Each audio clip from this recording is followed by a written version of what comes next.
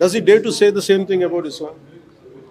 Does he dare to say the same thing about his own religion, Christianity? Why, when it comes to Hindus, how could you say it just like that? దొరికిన దొంగ रुको जरा सबर करो. పయ్యన నుంచి GR స్వామి మఠంలో clerk గా పనిచేస్తా ఉన్నాడు. పరకామణి లెక్కింపులో ఎన్నో సంవత్సరాల నుంచి పాల్గొంటా ఉన్నాడు. మరి చంద్రబాబు ప్రభుత్వంలో గతంలో ఎందుకు పట్టుకోలేకపోయినారు అంటారు. దొంగను మేము పట్టుకున్నాం, మీరు ఎందుకు పట్టుకోలేకపోయినారు అంటే అది మేము ఎందుకు పట్టుకోగలిగినాం తెలుసా? దేవుడి సొమ్ముని దొంగల పాలు కాకూడదని 23 కోట్లు ఖర్చు పెట్టి కొత్త బిల్డింగ్ కట్టినాం. అత్యాధునిక కెమెరాలతో నిఘా వ్యవస్థ ఏర్పాటు చేసినాం. దాన్ని సీఎం హోదాలో నేను స్టార్ట్ చేశాను.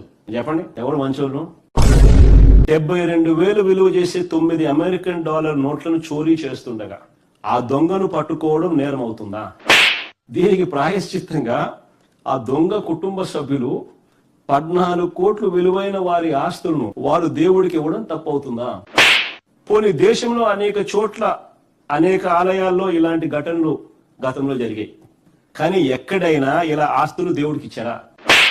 ఈ దొంగ దొరికినప్పుడు కేసు నమోదు చేసినారు. తిరుపతి కోర్టులో ఛార్జ్ షీట్ వేసినారు. మెగా లోక్ అదాలత్ కోర్టులో కేసును పరిష్కరించినారు. జరగాల్సిన జ్యుడిషియల్ ప్రాసెస్ అంతా జరిగింది. ఇంత గొప్ప వ్యవస్థను సృష్టించినందుకు మాపై నిందలా?